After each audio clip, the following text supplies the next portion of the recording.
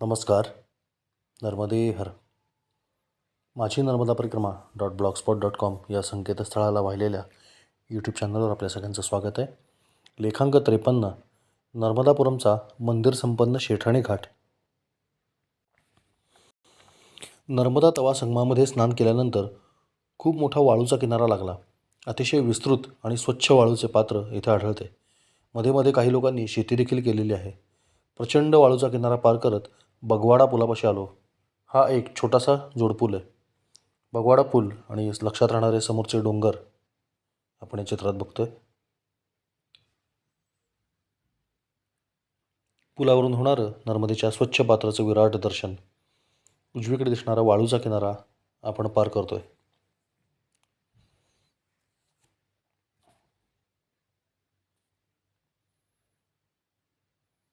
इथं पाणी अतिशय स्वच्छ आहे.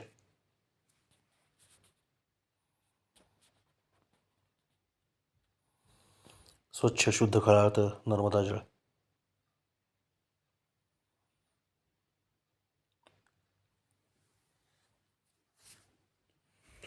पुलापासून पुढे नर्मदा नदी उजवं वळण घेते. त्यामुळे पुन्हा एकदा काठावर दाट झाडी चालू होते. समोरच्या किनाऱ्यावर मात्र वाळूच वाळू आहे. या भागात असे काही लहान मोठे घाट देखील लागतात. अशा अनेक घाटांपैकी हा गोंधरी घाट नावाचा घाट आहे. इथं पाणी खूप स्वच्छ आहे. फारशी गर्दी देखील नसते.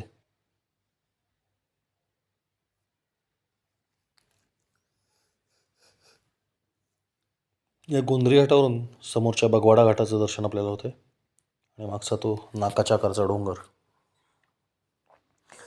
इथून पुढे पुन्हा एकदा विस्तीर्ण वाळूचा किनारा लागला. नर्मदापुरम हे एक मोठे शहर असल्यामुळे इथे अनेक शैक्षणिक संस्था आहेत.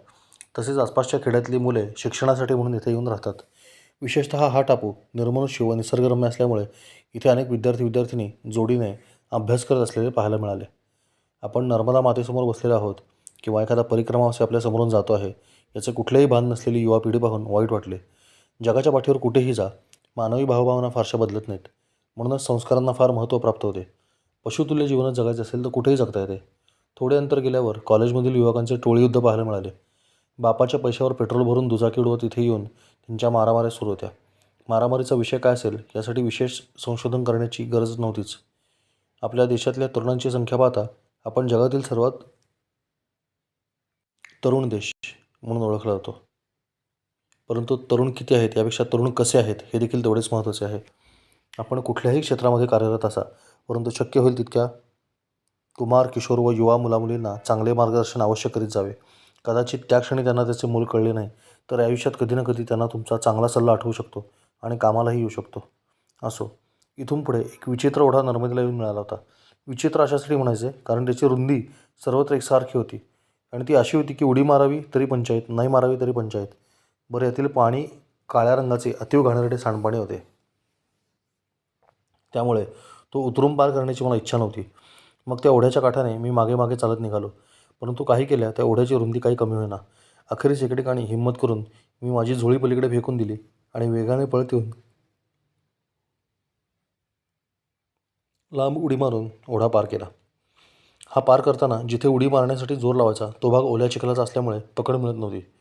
किमान 10-12 वेळा तरी मी उडी मारण्याचा अयशस्वी प्रयत्न करून पाहिला. परंतु यशस्वी झालेली उडी बहुतेक चुकीच्या ठिकाणी पडली, कारण इथून नर्मदेकडे जायला मार्गच नव्हता. तिथून रस्ता शोधत चालता चालता मी एका सुंदर बगीच्यामध्ये येऊन पोहोचलो. सर्वत्र बांबूची झाडे लावलेली होती. मधून सुरेख रस्ता तयार केला होता. छोटे छोटे तलाव तयार करून तिथे कृत्रिम जंगल निर्माण केले होते आणि त्यात कमळाची, कमोदनीची झाडे लावली होती. खूप रम्य अशी ती बाग बघत मी चालू लागलो.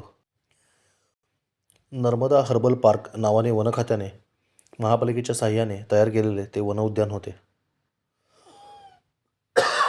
अचानक लागलेला बांबूंचा मार्ग. ही पाटी वाचल्यावर मला कळलं की हे नर्मदा हर्बल पार्क आहे. ही सर्व छायाचित्र संग्रहित आहेत. बागेत तयार केलेल्या कृत्रिम तलावामुळे परिसराचे सौंदर्य वाढले होते, परंतु माझा नर्मदेकडे जाण्याचा मार्ग अवरुद्ध झाला होता. परिसर मात्र रम्य होता. मुख्य म्हणजे निर्मनुष्य होता. मी या कमोदिनी पुष्पांचं अवलोकन करत होतो. इतक्यात गोल जाळीदार टोपी घातलेला, मोठी दाढी वाढवलेला, बिनमिशांचा एक इसम माझ्या अंगावर धावून आला.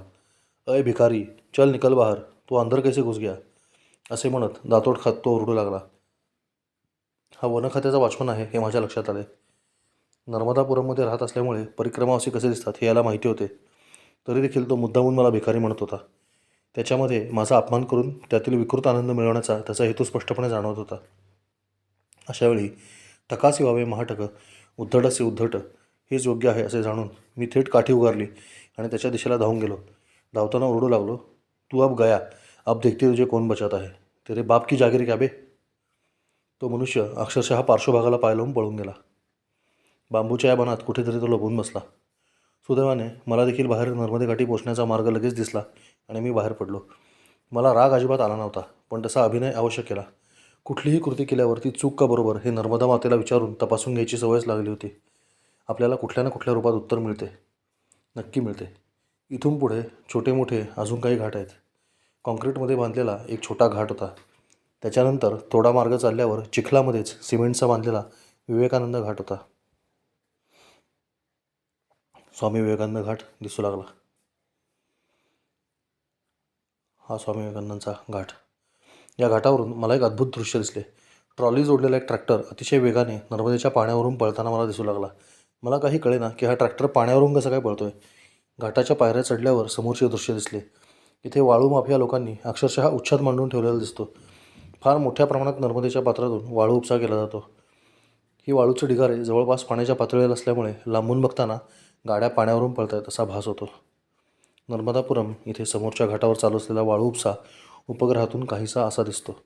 यातील प्रत्येक रेष म्हणजे 2 डंपर आरामात जातील असा वाळूचा लांबच लांब उपसून ठेवलेला ढिगार आहे. हे बघा, हे असे वाळूचे ढिगार आहे. मोठे शहर आले की नदी घाण व्हायला सुरुवात होते. नर्मदापुरम देखील त्याला अपवाद नाही, परंतु इथला सेठानी घाट तुलनेने अतिशय स्वच्छ ठेवलेला आहे. नर्मदेवरील अत्यंत मोठ्या घाटापैकी हा एक आहे. याचा विस्तारही औरस चौरस आहे आणि या घाटाचा उतार देखील बऱ्यापैकी आहे. या घाटाचे सौंदर्य आणि विस्तार केवळ शब्दात व्यक्त करता येणे अवघड आहे. त्यामुळे संग्रहित छायाचित्रांच्या माध्यमातून घाटाचे दर्शन घेऊयात. या घाटावर बऱ्याच घडामोडी घडल्या त्या लेखाच्या शेवटी पाहू. नर्मदापुरमच्या सेठानी घाटाचं हे विहंगम दृश्य आपण बघतोय. स्वच्छ, सुंदर, सुरक्षित आणि सुकुमार सेठानी घाट. इथे नर्मदा पात्र खोल असल्यामुळे अशा आपत्कालीन नौका दिवसरात्र तैनात असतात. घाटावर साखळदंड लावून नर्मदा नदीमध्ये स्नान मर्यादा घालून दिलेली आहे. या साखळदंडांच्या पुढे शक्यतो तुम्ही जाऊ नये असं अपेक्षा असते. डावीकडे वरती जे 4 खांब दिसत आहेत तिथं उघड्यावरती मी आसन लावले होते. इथे घाट संपतो. इथून नर्मदेचं फार सुंदर दर्शन होतं. घाटापूर्वी नर्मदा दर्शन घडवणारी तारांकित हॉटेल्स लागतात. उजवीकडील छोट्या होड्या आता कमी कमी होत जातात आणि डावीकडच्या मोठ्या होड्यांची संख्या वाढत जाते. पात्र 1 किलोमीटर रुंदीचे सहज आहे. प्रवाह स्थिर आहे. दिवसाच्या प्रत्येक वेळी घाटाचे वेगळे सौंदर्य पाहायला मिळते. सायंकाळचं हे दृश्य आपण बघतोय. भर दुपारचं दृश्य, रात्रीचं सौंदर्य. घाट अतिशय स्वच्छ आहे. संध्याकाळी दिसणारं घाटाचं रूप, पावसाळ्यामधलं रौद्र रूप,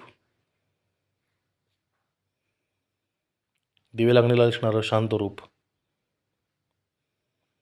सजलेलं स्वरूप. घाटावरचं नर्मदा मंदिर आपण बघतोय.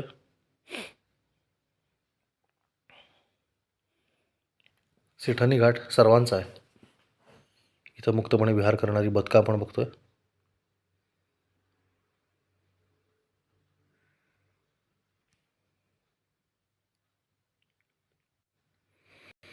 पहाटे निर्मनुष्य असणारा हा घाट रात्री भाविकांच्या गर्दीनं ओसंडून वाहतो.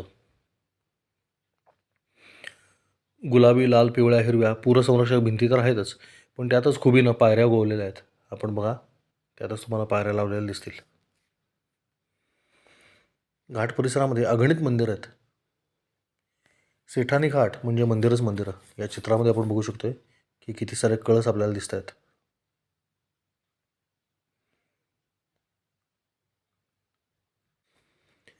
घाटासमोर पात्रामध्ये एक कारंजं अखंड चालू असतं. सीगल पक्षी रात्रीच्या वेळी उडता उडता कौशल्यानं या कारंज्याचं पाणी पिताना मी पाहिले. घाटावरचं प्राचीन नर्मदा मंदिर, सुंदर असं काले महादेव मंदिर. हे श्री काळे महादेव, शृंगार किल्ल्यावरचं काले महादेवांचं रूप. गायत्री शक्तिपीठ किंवा गायत्री मंदिर प्रसिद्ध आहे. याच्यातली श्री गायत्री माता. अतिशय सुंदर असे हनुमानजीचं मंदिर इकडे आहे. या हनुमानजीचं रूप खूपच सुंदर आहे. हनुमंताचं रूपडं फारच गोड आहे. त्याच्या खांद्यावर राम व लक्ष्मण पहा किती गोंडस आहेत. राम आणि लक्ष्मण खांद्यावर आहेत. जगदीशाचं मंदिर तर फारच सुरेख आहे. इथे फक्त दशनामी साधू आणि संन्यासी राहू शकतात. त्यांची उत्तम व्यवस्था ठेवली जाते. जगदीश मंदिराचं सुंदर आणि भव्य प्रवेशद्वार, समोर मैया, नर्मदेकडून जगदीश मंदिराकडे जाणाऱ्या पायऱ्या आणि हे जगदीश मंदिरातले अद्भुत विविधरंगी विग्रह पहा. पुरी जगन्नाथाप्रमाणे लाकडी मूर्ती इथे दिसतात. नर्मदा माता मंदिरातला विग्रह. नागेश्वर, नर्मदापुरम, इथंच अखेरीस मुक्काम घडला. नागेश्वर मंदिर धर्मशाळेतून होणारं नर्मदेचं अद्भुत दर्शन. नागेश्वर आश्रमातल्या भोजनशाळेतून नर्मदेचं दर्शन. किती सुंदर आहे बघा, अगदी जवळ नर्मदा दिसते. इथे खाली मुक्काम करता येतो. खाली नर्मदेमध्ये आणि तुमच्यामध्ये रेलिंग नाही म्हणून मी खाली आसन लावले. आश्रमातला भंडारी साधू हाच सगळ्यांना स्वयंपाक करून जेवायला वाढतो. मी शेठाणी घाटावरती पोहोचलो तोपर्यंत या गावाचे नाव होशंगाबाद आहे एवढेच मला माहिती होते. आबाद म्हणजे अमर राहो. इस्लामाबाद याचा अर्थ इस्लाम आबाद अर्थात इस्लाम अमर राहो. औरंगाबाद याचा अर्थ औरंगजेब अमर राहो. अहमदाबाद म्हणजे अहमदशाह अब्दाली अमर राहो. सिकंदराबाद म्हणजे सिकंदर अमर राहो. उस्मानाबाद म्हणजे उस्मान आदिलशाह अमर राहो. इलाहाबाद म्हणजे इलाहा अर्थात दीन अमर राहो. क्रूरकर्मा होशंगशाह अमर राहावा असे मला तरी अजिबात वाटत नव्हते. त्यामुळे वरील सर्व शहरांची नावे घेताना माझ्या वैयक्तिक पातळीवर मी अहमदाबादला कर्णावती असेच म्हणतो, उस्मानाबादला धाराशिव असेच म्हणतो, इलाहाबादला प्रयागराज असेच म्हणतो, औरंगाबादला देवखडकी हे त्याचे मूळ नाव किंवा आता छत्रपती संभाजीनगर जे अधिक योग्य नाव आहे असेच आपण म्हटले पाहिजे. कुणीतरी म्हटले आहे नावात काय आहे, कुणीतरी काय म्हटले आहे याच्याशी मला काही देणे घेणे फारसे नसावे. आपल्या वडिलांनी, आजोबांनी किंवा आपल्या पूर्वजांनी काय म्हटले आहे ते अधिक महत्त्वाचे आहे. आणि माझे तरी असे स्पष्ट मत आहे की नावात बरेच काही असते. आपल्या घरी एखादे मूल झाले तर त्याचे नाव ठरवण्यात किती दिवस खल चालतो आठवून पहा. नावात काहीतरी असल्याशिवाय आपण इतका विचार करतो का? मुलांच्या नावावरून बरेचदा आईवडिलांची मानसिकता कळत असते. सांगायचे तात्पर्य इतकेच की मी नेमका इथे पोहोचलो आणि मला कळाले की 2022च्या नर्मदा जयंतीपासून होशंगाबादचे नाव नर्मदापुरम असे करण्यात आले आहे. तत्कालीन मुख्यमंत्री श्री शिवराजसिंह चौहान यांच्या मंत्रिमंडळाने हा निर्णय घेतला होता. अतिशय अभिनंदनीय असे हे काम होते. अजून त्याची कार्यवाही सुरू झाली नसली तरी काही ठिकाणी नर्मदापुरम अशा पाट्या आता दिसत होत्या. काही हिंदू लोक आपल्या स्वभावाप्रमाणे हे राजकारण आहे वगैरे म्हणून या नामांतरणाला विरोध करताना पण दिसले.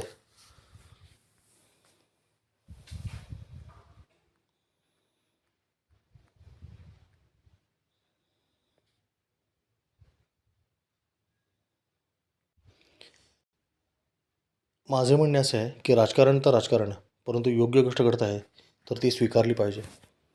2001मध्ये या गावाचे नाव होशंगाबाद होते ही दर्शवणारी भिंतीवरील पाटी वाचा. आता मात्र हे नर्मदापुरम झालेलं आहे आणि हे नर्मदापुरमच आहे. नर्मदापुरम घाटाची काही जुनी छायाचित्र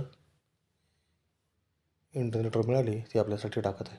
हा शेठाणी घाट, होशंगशाहचा किल्ला जो या घाटाच्या पुढे लगेच आहे. या घाटावर असलेल्या एका मंदिराचं दर्शन मी घेत फिरू लागलो. रंगीबेरंगी घाट आणि सर्वत्र जाणवण्यात स्वच्छता होती.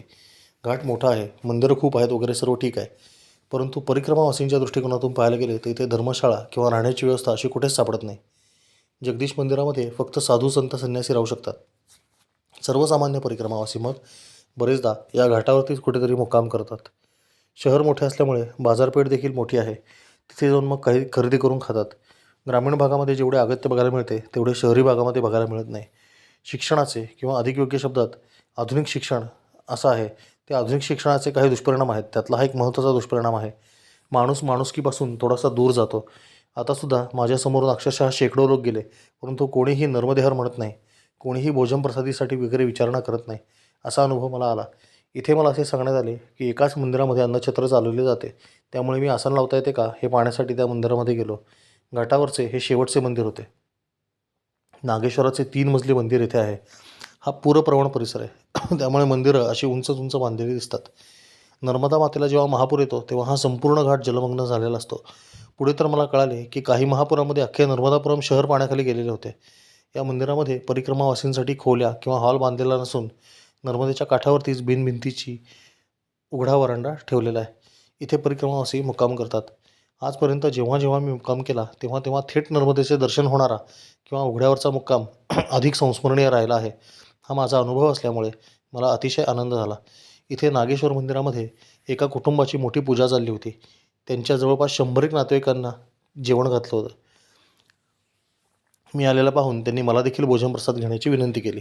सर्वात वरच्या मजल्यावर स्वयंपाकघर होते. तिथेच सज्जावर बसून भोजन केले. दाल भाटी, मलिदा खाल्ला आणि खाली येऊन उघड्या वरांड्यात अगदी नर्मदेच्या काठावर आसन लावले. इथे अजून काही परिक्रमावासी भेटले. एक मध्य प्रदेशचे काका सायकलवर परिक्रमा करत आले होते. त्यांनी सुरुवात पायी केली होती, परंतु नंतर पायाला त्रास होऊ लागला म्हणून त्यांनी एक सायकल विकत घेतली आणि पुढची परिक्रमा सायकलने पूर्ण करत होते. हेच ते काका.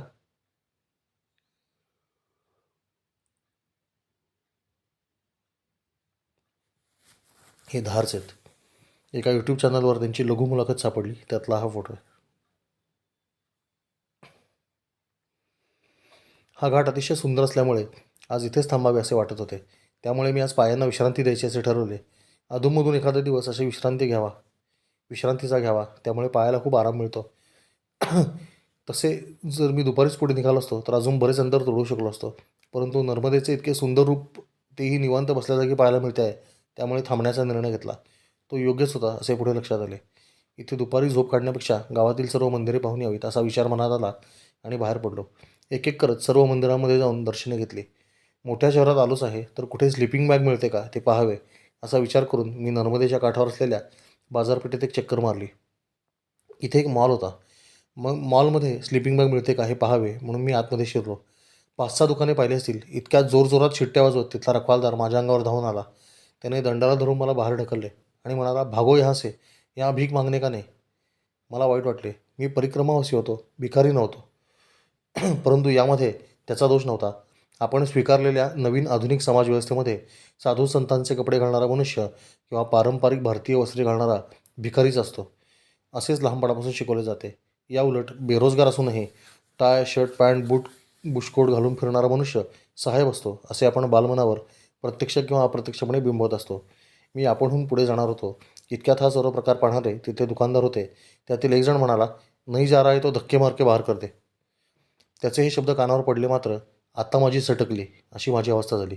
मी त्याला हाताने इकडे बोलवले. तो क्षणभर घाबरला. मी जोरात ओरडलो, excuse me, can you please come here for a minute. दुकानदार धावतच मॉलच्या दारापाशी आला.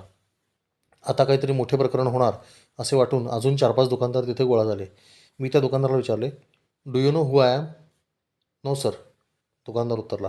सर, मी म्हणालो, अभी 1 मिनट पहले तो मुझे भिखारी बोल रहे थे, धक्के मारने की बात कर रहे थे.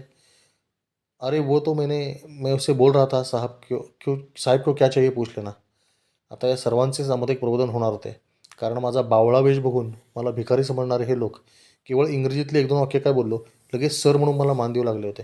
या दोन्हीही घातक गोष्टी आहेत. एखाद्याचा वेश बघून जसे त्याला जोखू नये तसेच केवळ इंग्रजी भाषा येते आहे म्हणून फार मोठा विद्वान आहे असे देखील समजू नये. मी त्या सर्वांना समजावून सांगायला सुरुवात केली. हे पहा मित्रांनो, मी आता नर्मदा परिक्रमा करतो आहे. त्यामुळं मी हा साधू वेश धारण केला आहे. परंतु या वेशाची एक गरिमा आहे, प्रतिष्ठा आहे, पावित्र्य आहे. तुम्ही आज तिच्यावरती आघात केलात. तुम्ही एक सर्वसामान्य दुकानदार आहात. यातील बहुतांश दुकाने भाड्याची आहेत, स्वतःची नाहीत. हे मी न विचारता सांगू शकतो. मालकाला कोणी एक फोन लावावा आणि तुम्ही रस्त्यावर यावे ही तर तुमची खरी योग्यता आहे. या पाट्या बघा, 30% ऑफ, 50% ऑफ, सेल अशा पाट्या लावाव्या लागतात कारण तुमच्या दुकानातला माल हलत नाही. साधी आपल्याजवळ असलेल्या मालाची विक्री कशी करावी याची देखील अक्कल तुम्हाला नाही. अशा प्रसंगी समोर एखादे गिराईक आले असेल तर त्याचे स्वागत करायचे सोडून तुम्ही त्याला बाहेर घालवत आहात. केवळ त्याचा वेश बघून तुम्ही अंदाज लावत आहात की याच्याकडे किती पैसा असेल किंवा किती क्रयशक्ती असेल. इतके तर तुम्ही मूर्ख आहात. मी मुद्दाम बोलताना अधूनमधून इंग्रजीमध्ये बोलत होतो. दुकानदार मानाखाली घालून मुकाट्याने ऐकून घेत होते. आता माझा मोर्चा मी वॉचमनकडे वळवला. आता या म्हाताऱ्याचे वय पहा. 65 ते 70 वय आहे.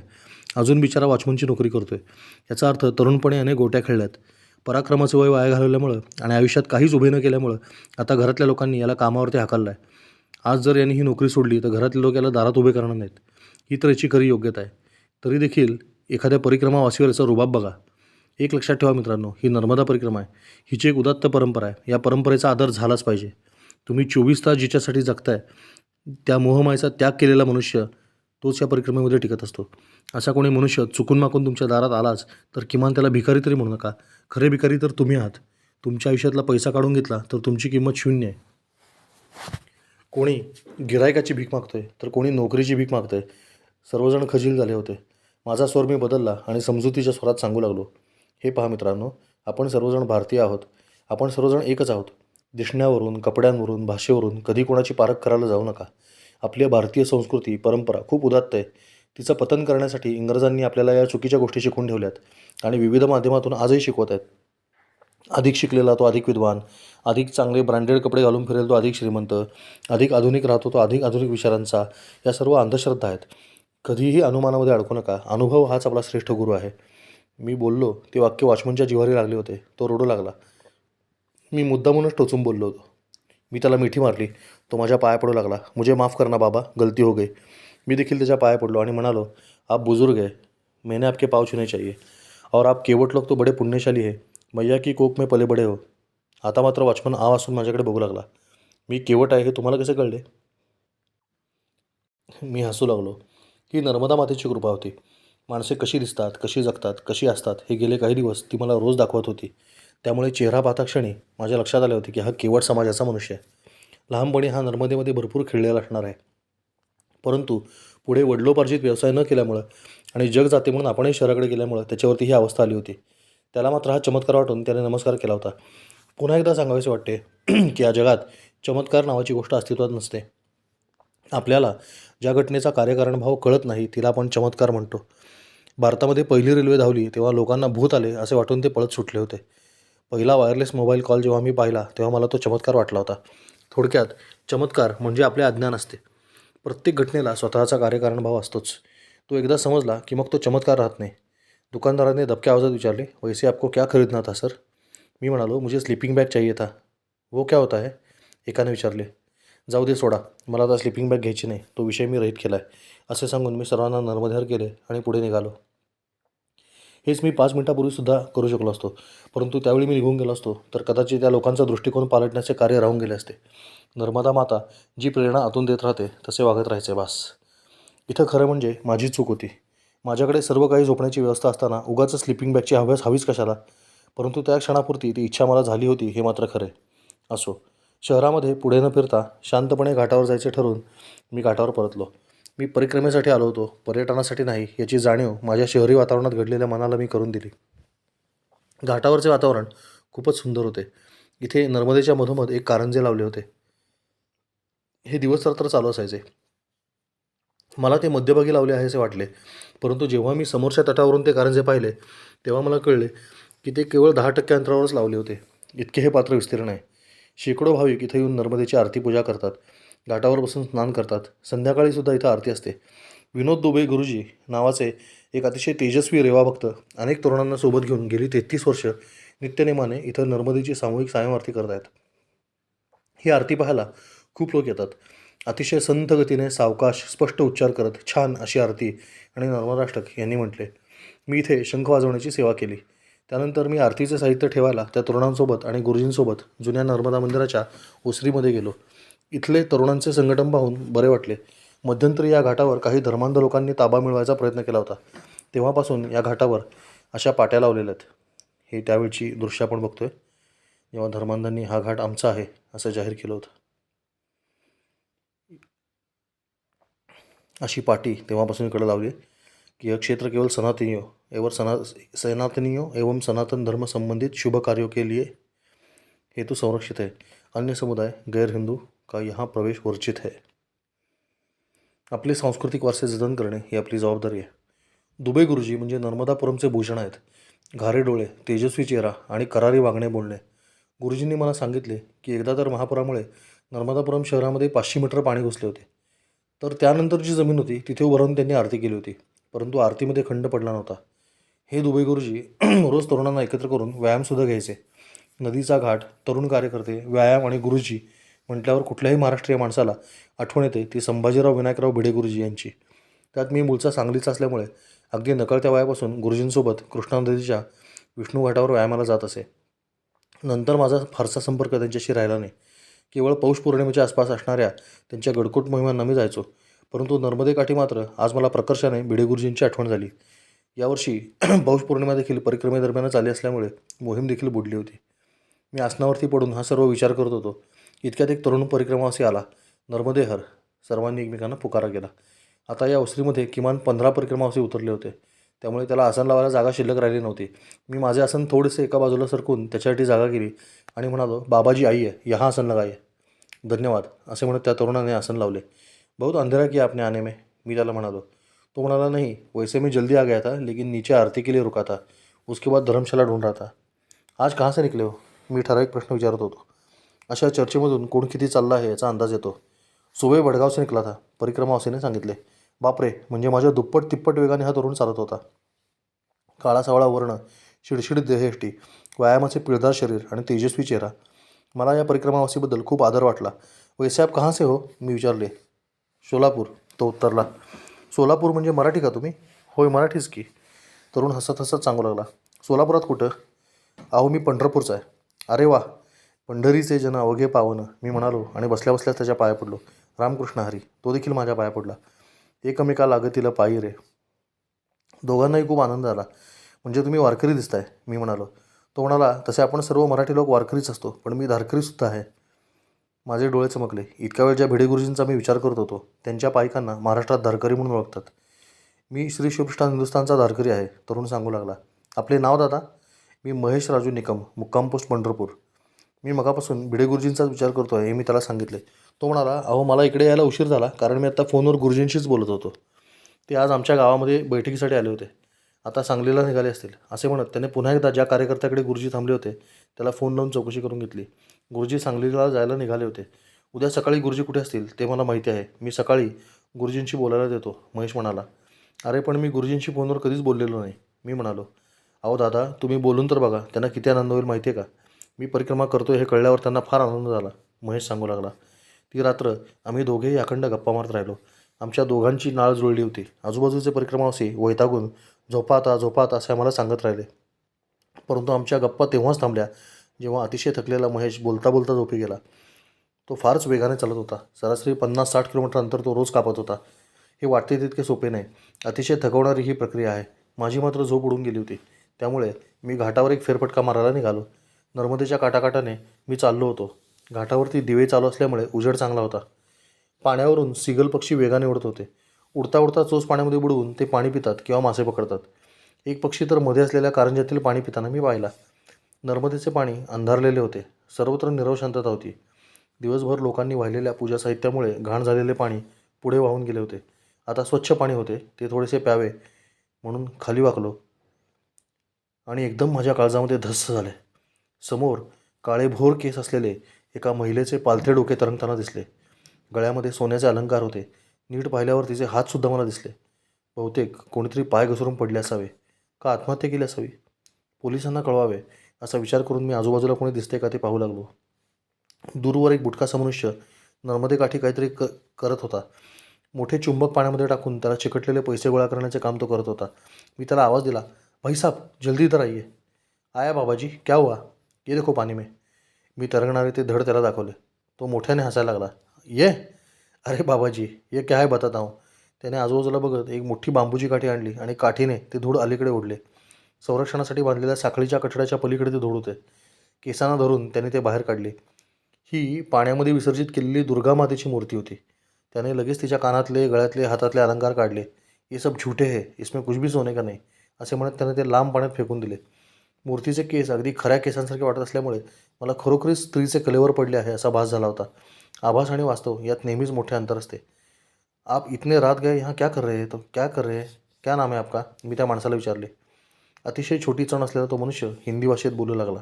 सांगतो सांगतो सगळं सांगतो. माझं नाव कृष्णगोपाल यादव. माझे आईवडील लहानपणीच गेले. एक भाऊ आहे, त्याचे लग्न झालेलं आहे, त्याला मुलेबाळे आहेत. वडिलांचं घर जमीन सर्व भावाने लाटले. माझे लग्न झालेलं नाही, म्हणजे मी अविवाहित आहे, पण ब्रह्मचारी नाही. खोटं कशाला बोलू? मैयाच्या समोर आहे, खोटं काही सांगणार नाही. खूप झाडांची फळं मी खाल्लेली आहेत. आता फक्त मैया आणि मी असे दोघेच जगतो आहोत. म्हणजे मी मैयाच्या काठावर एक झोपडी बांधून राहतो. दिवसभर दारू पिऊन मी झोपून टाकतो. रात्र झाली की इकडे येतो. मला काय हवे काय नको त्याचा हिशोब करूनच मी इकडे येतो. समजा मला आज नवीन कपडे घ्यायचे आहेत किंवा नवीन बूट घ्यायचे आहेत, तेल तूप आणायचे, तर मी तसा हिशोब करून मैयाला सांगतो की आज मला 450 हवेत. आणि हे पॉवरफुल चुंबक मला मैयामध्येच सापडले होते. त्याला दोरी बांधून मैयामध्ये फेकून देतो. मैयाची कसम सांगतो तुम्हाला, बरोबर मला जितके पैसे हवेत तितकेच पैसे मैया त्या दिवशी देतेच. एका फेकण्यामध्ये नाही मिळत, पण रात्रभर बसल्यावर मिळून जातात. कधी कधी मला काहीच नको असते, त्या दिवशी काहीच मिळत नाही, पण हिला भेटल्याशिवाय मला चैन पडत नाही, म्हणून मी रोज येतो. दिवसा येत नाही, कारण दिवसा येथे दुसरे लोक पैसे गोळा करतात. त्यांच्याशी भांडण नको म्हणून मी आपला रात्री येतो.